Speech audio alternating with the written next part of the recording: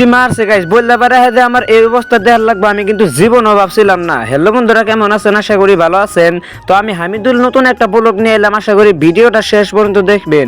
আমি আর আঙ্গ কাকা কিন্তু গেতাছে আজকে বলদার বার তেল ভাঙাবেন নিগে।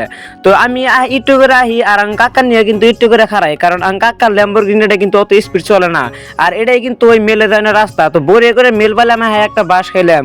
তো বরিয়া করে মেলের ওগুলা দিয়ে মেল কর বন্ধু। আর এই যে যেটা এক্সটার্নালটা খারাপ করতে দিচ্ছে ওই কাকুর। তো কাকু কিন্তু বহুত টাইম ধরে বয়ে রয়েছে, তো আমরা কিন্তু প্রায় আধা ঘন্টা দেরি করলাম, তাও কিন্তু কাম হইলো না।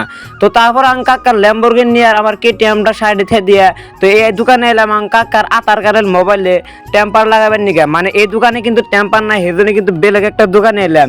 আর এই দোকানটা কিন্তু আছে বলদার পার দলংয়ের পারে। তো এনে কিন্তু আমার বিশ্বাস মিলবো। আর কাকার মোবাইল থেকে কিন্তু দোকানি গেছে, এই মোবাইল আমার খুব আশা আসাল কিনবেন নিগে।